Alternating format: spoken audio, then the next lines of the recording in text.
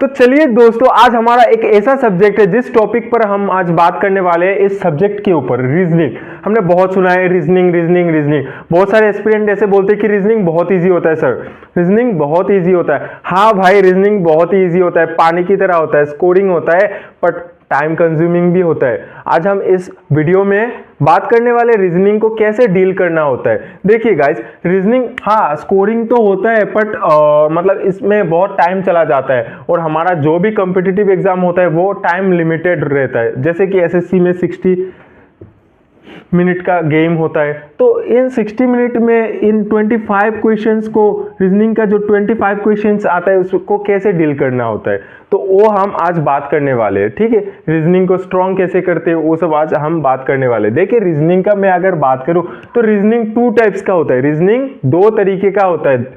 तो रीजनिंग एक होता है वर्बल रीजनिंग, एक होता है नॉन वर्बल रीजनिंग। रीजनिंग का एक पार्ट होता है वर्बल रीजनिंग, एक पार्ट होता है नॉन वर्बल रीजनिंग। देखिए, जिन जिन बच्चों ने इंग्लिश पढ़ा है, कम्युनिकेशन चैप्टर पढ़ा है, उन लोगों को तो पता है वर्बल क्या होता है, नॉन वर्बल क्या होता है। नॉन वर्बल जो हम मतलब बातचीत से नहीं करते, मतलब किसी भी मतलब बातचीत नहीं शामिल होता है, तो उसी को हम नॉन वर्बल बोलते हैं। वर्बल मीन्स स्पीकिंग, मतलब हमारा जो बातचीत करना वो सब है, ठीक है, उसी को हम वर्बल बोलते हैं। जैसे कि क्वेश्चन में कुछ बातचीत वगैरह दिया रहेगा, तो ऐसे टाइप का इसको हम वर्बल रीजनिंग बोलते हैं। तो देखिए, नॉन वर्बल में आपको कुछ डायग्राम दिया रहेगा, कटिंग फिगर्स, ये सब कुछ रहेगा, आपको आइडेंटिफाई करना होगा, ये सब नॉन वर्बल का पार्ट होता है। ठीक है, वर्बल नॉन वर्बल। रीजनिंग का एक ही मकसद है, अगर आपको थोड़ा बहुत मतलब कैलकुलेशन आता है तो रीजनिंग आपके लिए बहुत ही इजी होने वाला है।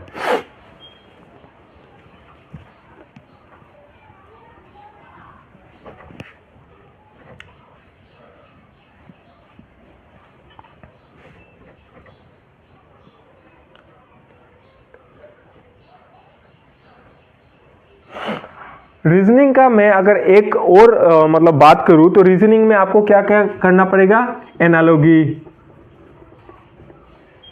एनालॉजी करना पड़ेगा। 2 नंबर में सीरीज करना पड़ेगा। 3 नंबर में अल्फाबेटिकल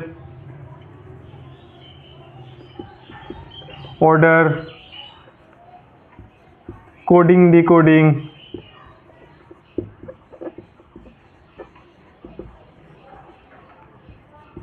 पजल करना पड़ेगा। देन आपको क्या करना पड़ेगा, water image,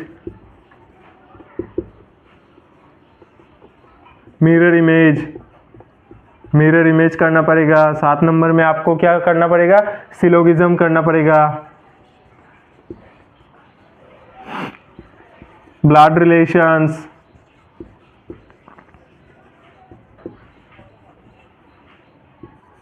seating arrangement,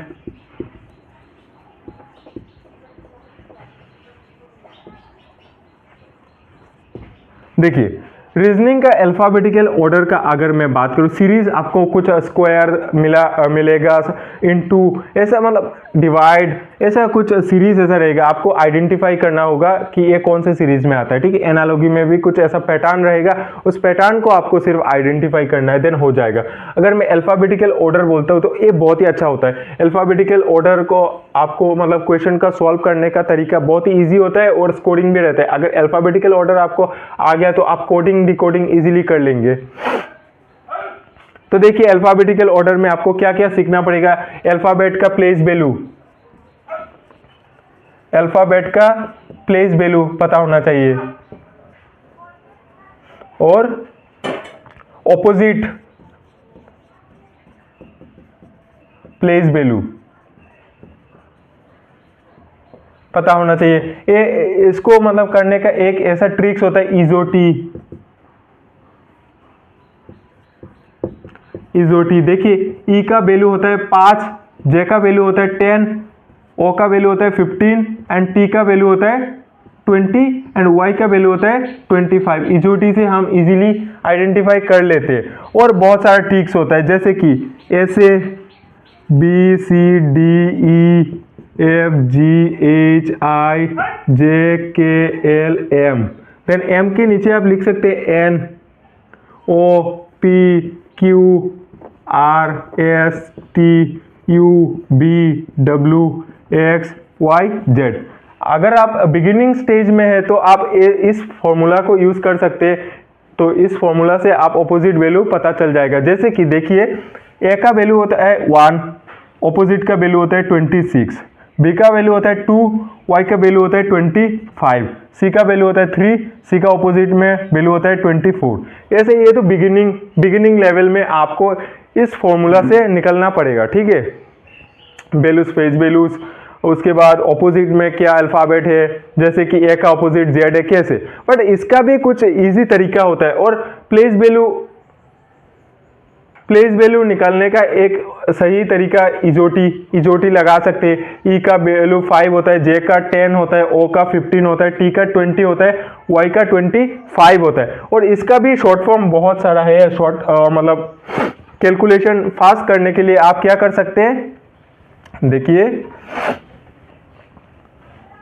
reasoning मतलब अल्फाबेटिकल ऑर्डर को सीखने के लिए, मतलब ऑपोजिट में क्या क्या है, आप इस फॉर्मूला का यूज कर सकते हैं। ए का ऑपोजिट एक्स, बी का ऑपोजिट क्या होता है वाई, बॉय।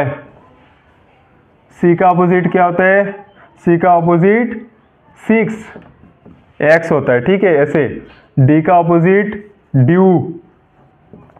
ड्यू, ऐसा डी से ड्यू ऐसा होता है, ठीक है। ई का ऑपोजिट इवन, भी होता है, EVEN, इवन। ऐसे आप निकल सकते हैं। निकालना आपको आना चाहिए, ठीक है। रीजनिंग आपको फास्ट अगर बनाना है तो इन सब फॉर्मूला आपको आना चाहिए, ठीक है। जैसे कि ई से इवन, ऐसे ही एच से, एफ से क्या होता है 4, ऐसे ही है, मतलब यू आना चाहिए, ठीक है। ऐसे जी का क्या होता है टी होता है, जीटी रोड हम बोलते हैं याद रखने के लिए। तो इसका यही फॉर्मूला है, मतलब याद रखने के लिए ऑपोजिट में क्या क्या मतलब अल्फ़ाबेट आता है, तो यही होता है अल्फ़ाबेटिकल ऑर्डर। उसके बाद आर से, आई का ऑपोजिट आर होता है इंडियन रेलवे, के का ऑपोजिट पी होता है काला पानी। तो ऐसे ही हम याद रखते हैं। एल का ऑपोजिट ओ होता है। तो अल्फाबेटिकल ऑर्डर अगर आपको आ गया ना, तो आप कोडिंग डिकोडिंग इजीली कर लेंगे। कोडिंग डिकोडिंग में पूरा गेम अल्फाबेटिकल ऑर्डर का ही है। आपको सिर्फ आइडेंटिफाई करना होगा कि कौन सा मतलब रूल फॉलो हो रहा है। जैसे कि देखिए किसी भी कोड लैंग्वेज, जैसे कि आपको दे दिया काइट, KITE काइट, इसको कोड करके हमने लिख दिया, इसको उल्टा करके लिख दिया कुछ ऐसा EITK, ऐसा इसको हम कोड करके लिख दिया। आपको सिर्फ आइडेंटिफाई करना होगा कि ये कौन सा रूल में आया। जैसे कि देखिए 1 2 3 4, 1 2 3 4, इसके नीचे में लिखना है। अब हम देखेंगे सीधा सीधा रूल, अगर सीधा सीधा रूल अप्लाई नहीं होता तो क्रॉस हम देखेंगे, अल्फ़ाबेट का ऑर्डर बड़ा है कि घटा है। तो इस तरीके से आप आपका रीजनिंग को आसानी से बूस्ट कर सकते हैं। और रीजनिंग का एक ही मतलब वो है, आपको सिर्फ प्रैक्टिस करना होगा, बहुत प्रैक्टिस करना होगा। पेन और पेपर से पहले आपको करना होगा, देन आपको माइंड में रीजनिंग का वो प्रैक्टिस करना होगा। जितना आप तेज रीजनिंग में बनना चाहते हो, तेज बनने के लिए आपको प्रैक्टिस ही आपको पहुंचा सकता है, ठीक है। अगर ऐसे इंफॉर्मेटिव वीडियो आपको पसंद आता है तो यूट्यूब को सब्सक्राइब कर